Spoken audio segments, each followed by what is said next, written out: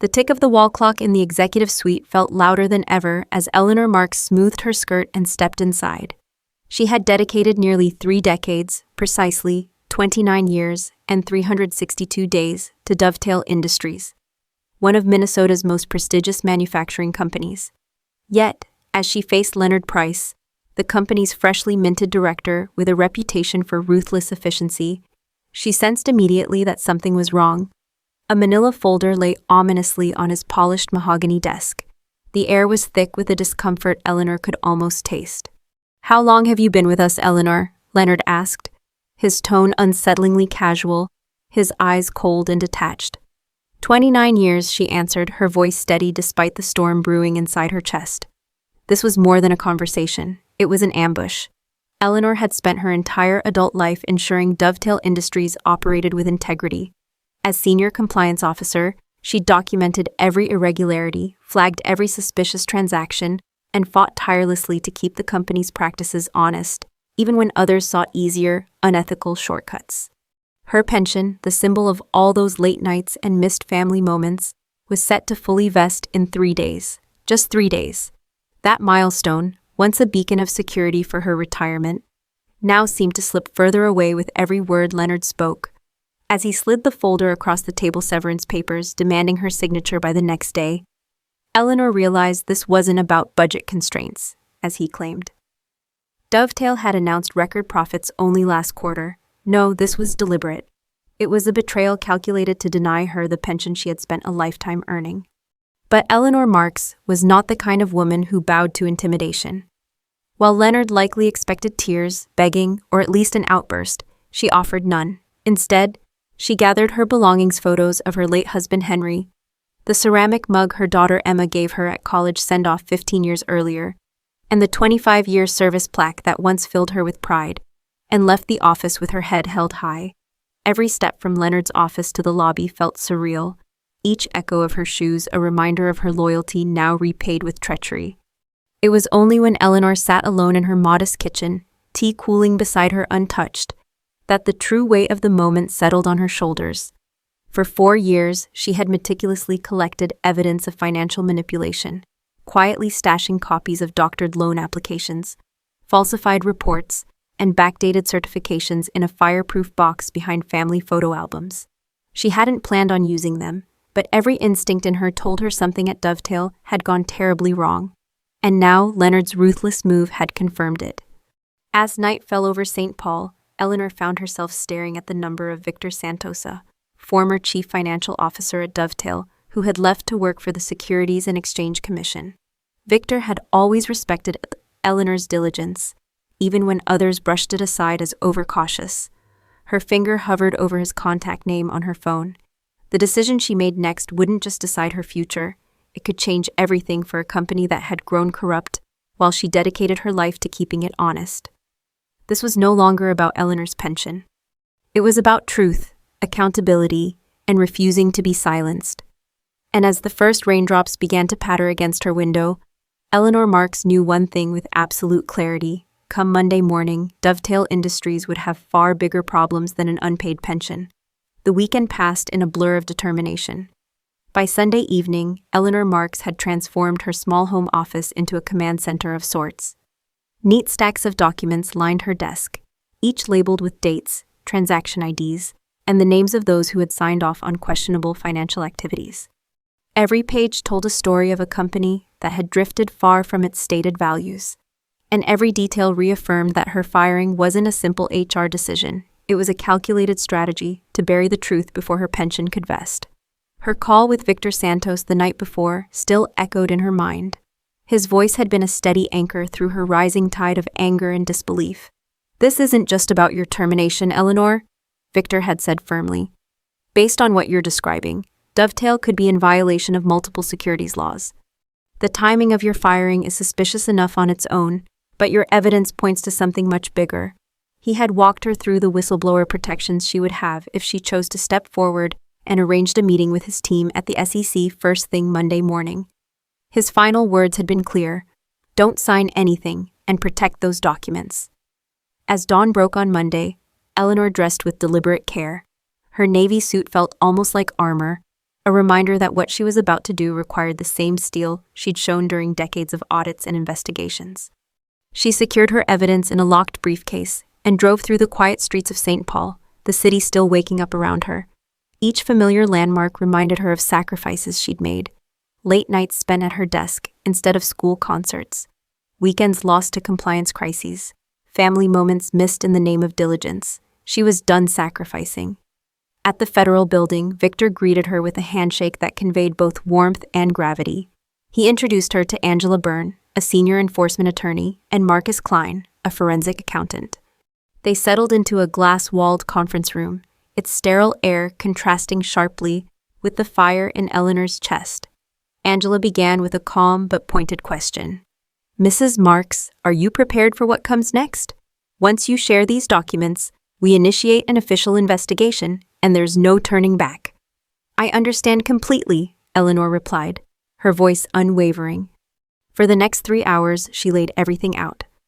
The doctored quarterly reports that overstated revenues, the orders to backdate certifications, and the manipulated loan documents she had discovered and reported, only to see her concerns brushed aside. Marcus flipped through the records, his expression darkening as he scanned figures that showed systematic overstatements of company earnings. "This isn't minor bookkeeping," he said gravely. "This is coordinated fraud." Angela's questions came one after another, each designed to establish a clear timeline and pattern.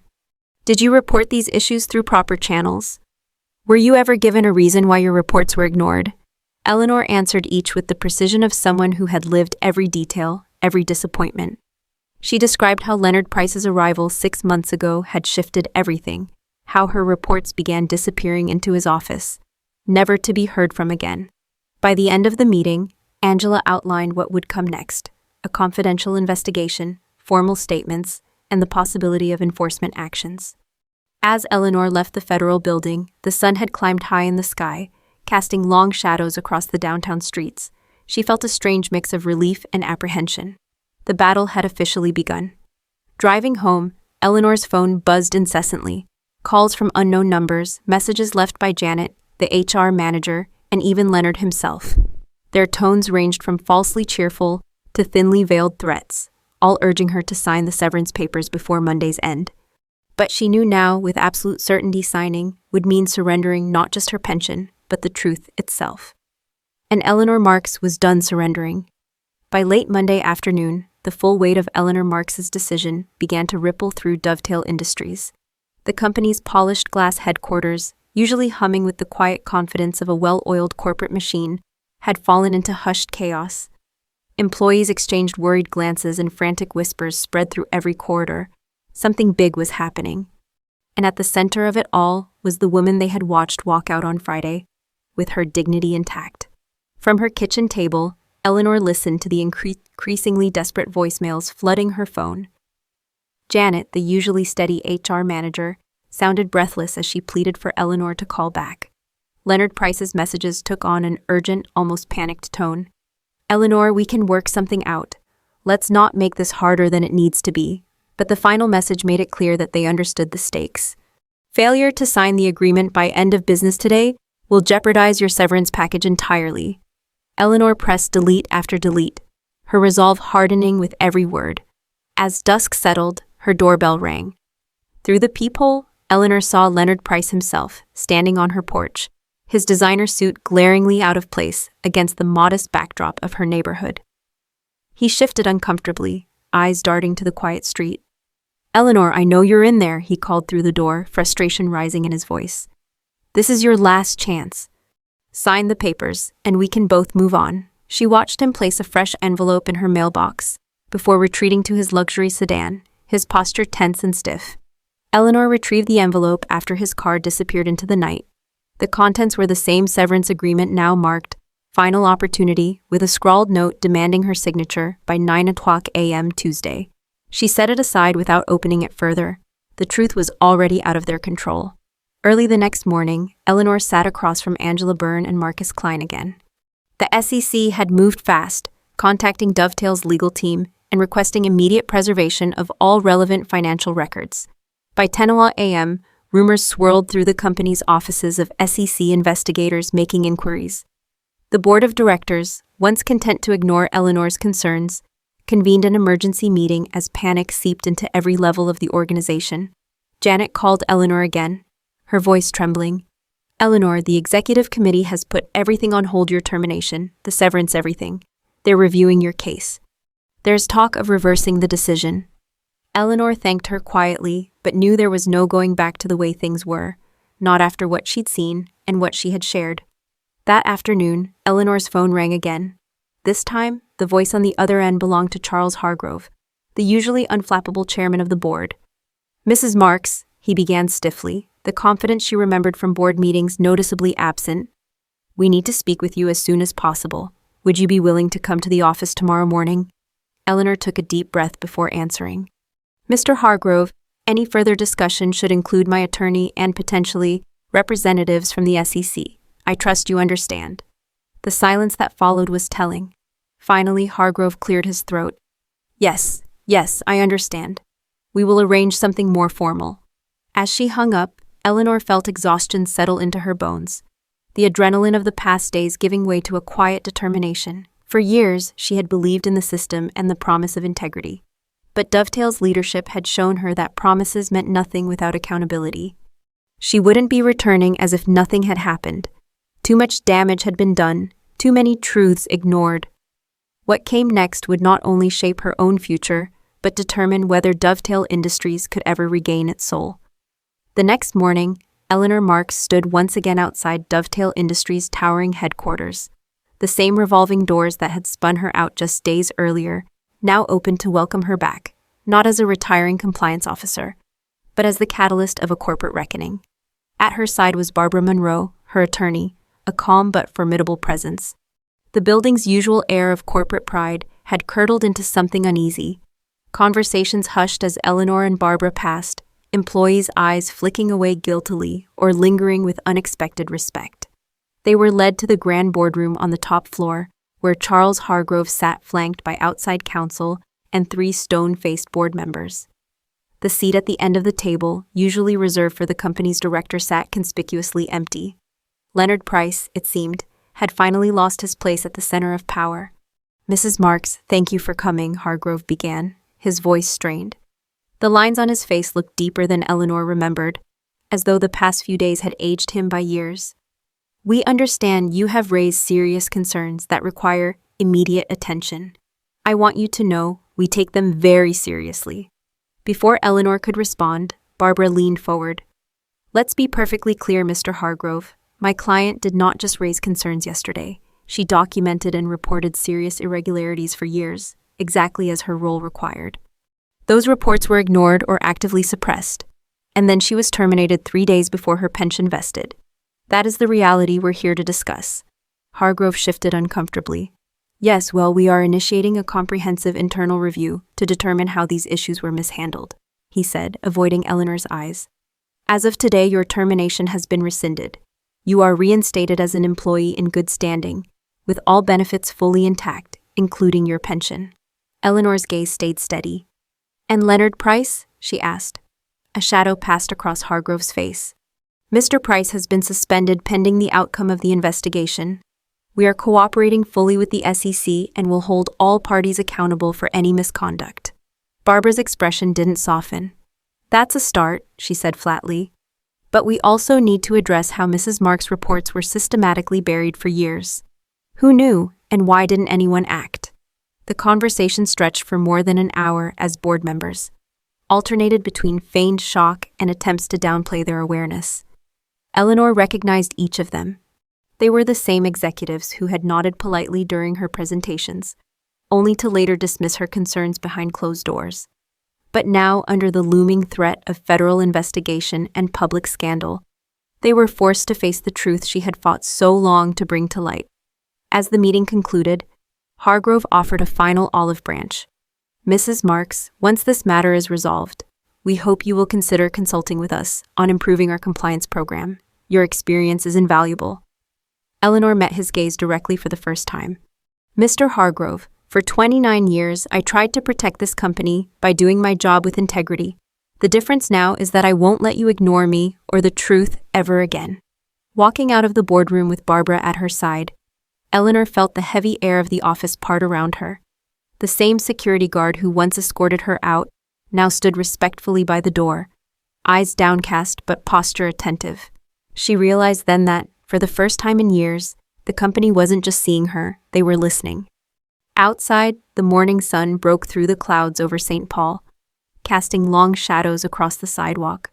Eleanor paused to breathe in the crisp air, feeling the weight of years of frustration and fear begin to lift. She knew the fight was far from over, but with every step forward, she was reclaiming not just her career, but the integrity that had always defined her. And this time, she wasn't alone. By Wednesday morning, the corporate storm Eleanor Marks had unleashed was in full fury. Business journals across Minnesota ran bold headlines about the SEC investigation into Dovetail Industries. Financial analysts, who had sung praises of Leonard Price's aggressive cost-cutting, now questioned the very foundation of the company's finances. Dovetail's stock price tumbled further, wiping millions from its valuation in mere days. The once invincible facade of the company cracked for all to see. Eleanor watched the headlines unfold from her quiet kitchen, her phone buzzing with calls she let roll to voicemail. There was no more reason for private conversations.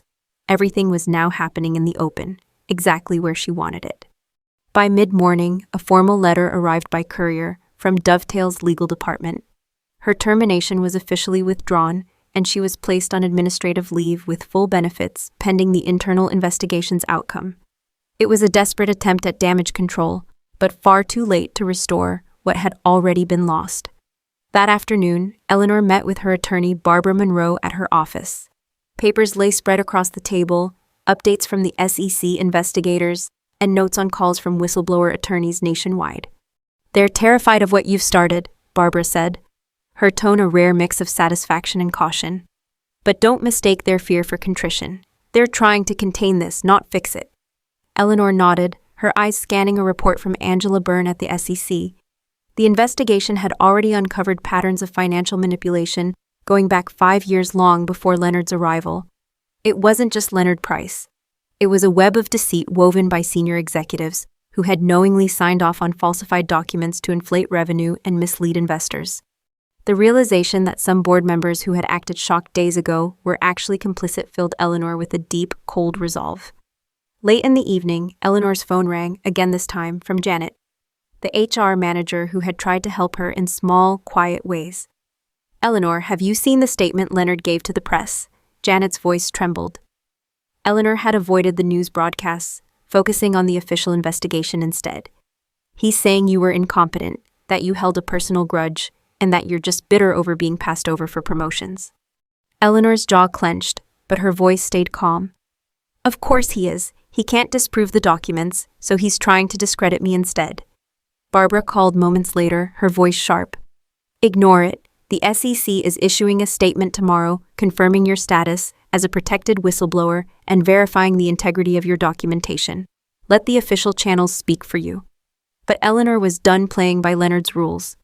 Early the next morning, she retrieved one last envelope from her safe deposit box. Evidence she had stumbled upon years earlier, emails between Leonard's predecessor and 2 board members discussing manipulating financial data during a critical merger. She hadn't included them in her initial SEC report because they weren't directly connected to Leonard's fraud. But now, as Leonard attacked her publicly, these emails became the key to showing that the company's rot went deeper than anyone had admitted. She called Victor Santos immediately. "I have something you need to see," she told him. By noon, she sat across from him in a secure SEC meeting room, the envelope laid out between them. Victor's eyes widened as he read the exchanges. "This changes everything," he said gravely. "This isn't just about Leonard. This shows systemic fraud sanctioned at the highest levels."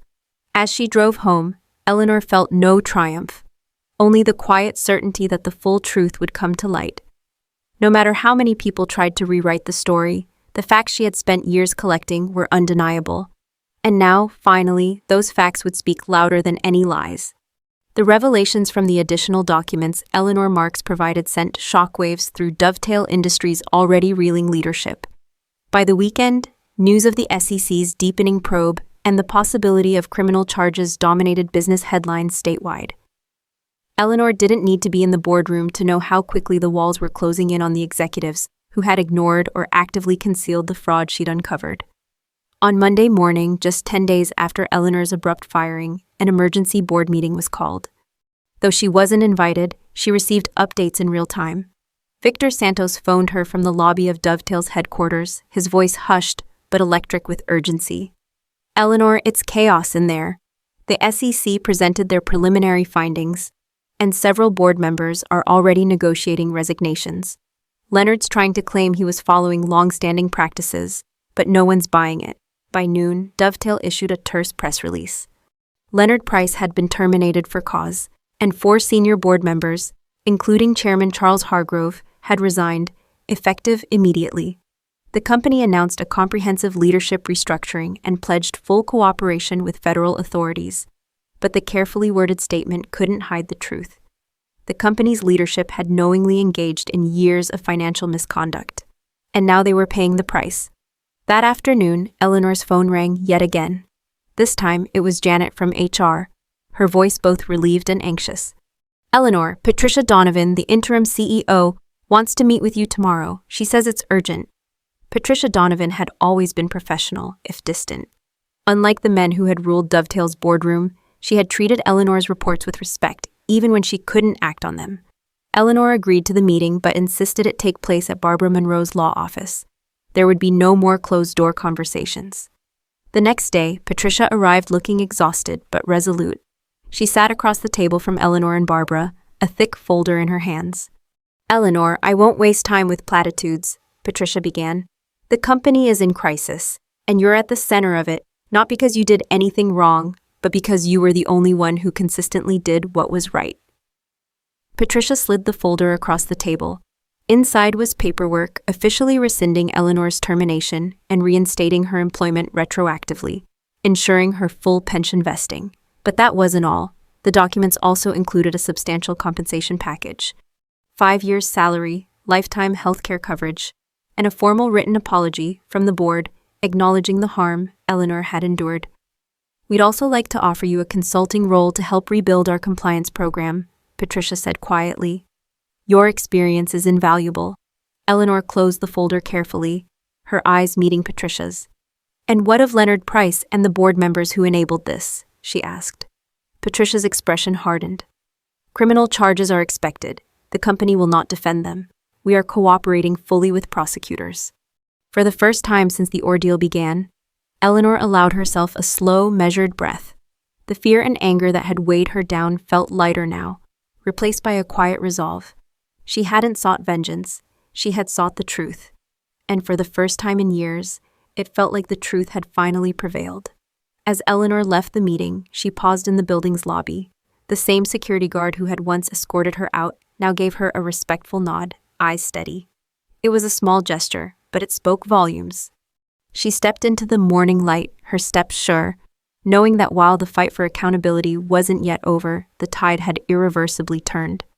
6 months later, Eleanor Marks found herself standing in a federal courtroom, the air heavy with anticipation and hushed conversations. Before her, Leonard Price and 2 former board members shifted uneasily at the defendant's table, their expensive suits unable to hide the fear etched across their faces. As the charges of securities fraud were read aloud, Eleanor watched Leonard's shoulders slump. Gone was the brash executive who had once tried to bully her into silence. In his place stood a diminished man, the weight of his choices finally visible to the world. Their eyes met briefly as Leonard was led from the courtroom after entering a guilty plea. Eleanor didn't see hatred or resentment there, only the hollow recognition of someone who understood too late what he had set in motion. She felt no triumph in that moment, only a quiet, unshakable certainty. The truth had finally been heard. The case became national news. Financial magazines ran cover stories detailing how Eleanor's meticulous documentation had unraveled a multi-year fraud scheme at Dovetail Industries, sparking conversations across the country about corporate governance and the power of whistleblowers. Eleanor was approached by reporters and business schools eager to feature her story as a case study, but she turned most offers down, choosing instead to focus on what mattered to her, helping ensure what happened to her and to countless others wouldn't happen again. She declined the consulting role with the reorganized Dovetail Industries, instead joining forces with regulatory agencies to help develop stronger whistleblower protections and compliance training programs. The scholarship she founded in her late husband Thomas's name grew quickly, attracting donors inspired by her story. It funded education for women pursuing careers in ethics and corporate compliance, empowering a new generation of professionals committed to integrity. At home, Eleanor's life settled into a new, more peaceful rhythm. Her daughter Emma moved back to St. Paul with her 2 young children, bringing laughter and warmth back into Eleanor's life. They spent weekends picnicking by the lakeside, reading stories, and building memories that Eleanor had sacrificed during her long hours at Dovetail. She treasured every moment. One crisp autumn evening, as the sun dipped below the horizon and painted the lake in gold, Emma asked softly, "Mom, do you ever wish you'd left Dovetail earlier, before everything went wrong?" Eleanor considered the question carefully. "No," she answered at last, her voice steady. "I wish it hadn't been necessary to fight so hard for the truth. But I don't regret staying. I don't regret doing what was right, even when it cost me." Emma reached for her mother's hand, her eyes bright with understanding. "You taught me more by what you did than anything you ever said," she whispered. Eleanor looked out across the water, feeling the cool breeze brush her face. The storm at Dovetail Industries had changed her life forever, but it had also reaffirmed the values she held dear. Integrity, courage, and a refusal to be silenced, those weren't just words. They were choices, made one day at a time, until the truth could no longer be ignored. As the last light of day faded, Eleanor knew she had done what she set out to do. She had stood her ground, told the truth, and shown her daughter and anyone else who would listen that doing the right thing was never a mistake. In the months that followed the court's verdict, the reverberations of Eleanor Marx's stand for the truth continued to ripple through Dovetail Industries and far beyond. Business journals chronicled how the company's leadership overhaul had transformed it almost overnight. Where secrecy once thrived, new policies mandated transparency, third-party audits, and independent oversight. For the first time in years, employees who had once been afraid to speak up felt empowered to raise concerns without fear of retaliation. Eleanor's name was whispered in the halls, not as a cautionary tale, but as a symbol of integrity. From her lakeside home, Eleanor kept a quiet watch on the company's progress. Dovetail's annual reports now included full disclosures and detailed risk assessments, evidence that real change had taken root. Yet even as she felt a measure of professional satisfaction, she never confused improved corporate behavior with personal vindication. She knew the journey toward accountability was never truly finished. Outside her own case, Eleanor's work took on new meaning. Invitations arrived from industry groups and regulatory bodies eager to consult her on building stronger whistleblower frameworks. She accepted some, always with the same clear message. True compliance isn't a box to check or a cost to cut, it's a culture, built from the top down and reinforced every day.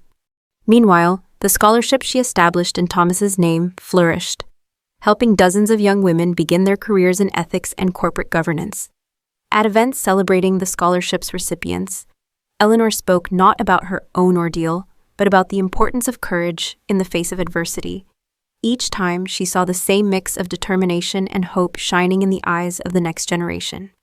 Her relationship with her daughter Emma grew stronger with every passing week.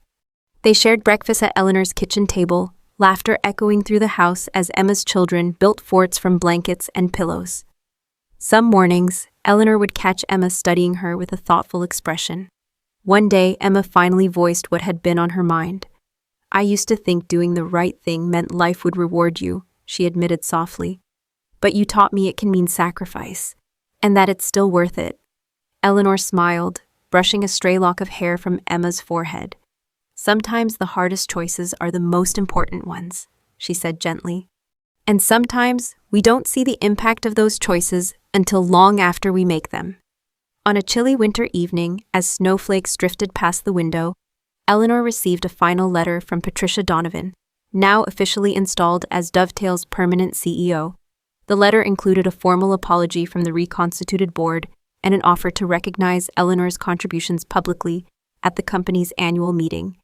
Eleanor declined the ceremony but allowed Patricia to share her story as part of a training program for every new employee, a quiet but powerful legacy. As she settled into her chair by the fireplace that night, Eleanor reflected on the winding path that had brought her here. She realized that the real victory was never about punishing those who had wronged her, but about proving that the truth mattered and inspiring others to stand by it too.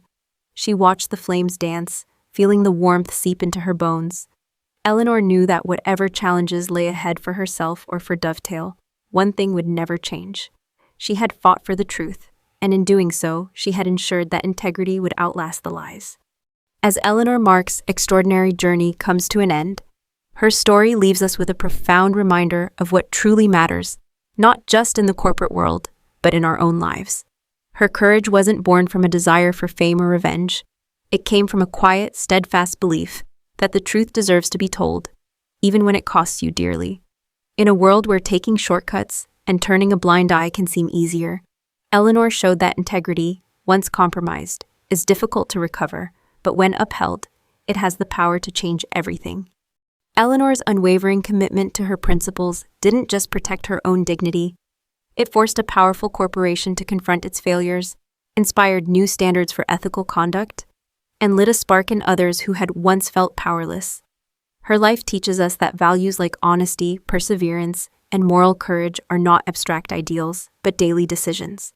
They're choices we make, often quietly and without recognition, that define who we are and what kind of world we help create. Perhaps the most beautiful part of Eleanor's story is that she did not act alone in the end. Her daughter Emma stood by her side, inspired to carry forward those same values. Former colleagues found the bravery to speak out. Strengthened by her example, regulators and investigators worked tirelessly, proving that justice can prevail when good people refuse to look the other way. And Eleanor herself found healing and peace not in punishing those who wronged her, but in building a better path for those who come after. As you reflect on Eleanor's journey, I invite you to think about your own life. What are the truths you hold dear? Where are the moments you might be called to stand up, even if it's difficult? How can you choose integrity over convenience, compassion over indifference, and courage over silence? Our actions, big or small, ripple outward in ways we can't always see. Just as Eleanor's decision to document the truth led to a chain of events that changed countless lives. If Eleanor's story moved you, if it reminded you of the importance of staying true to your values, even when the odds seem insurmountable, please share your thoughts in the comments below. I'd love to hear your reflections, your own experiences, or the lessons you took away from her journey. Your voice could inspire someone else who's facing a similar crossroads right now. And if you want more stories like this, stories that celebrate resilience, integrity, and the power of the human spirit, please don't forget to like this video, subscribe to the channel, and turn on notifications so you never miss an update. Together, we can build a community of people who believe in doing what's right, who support each other when it matters most, and who know that even in a world full of challenges, the truth always has a chance to shine. Thank you for being here, for taking the time to listen, and for carrying these values forward in your own life. Until next time, remember, integrity isn't just a word, it's a way of living, and when we live by it, we make the world a better, braver place for everyone.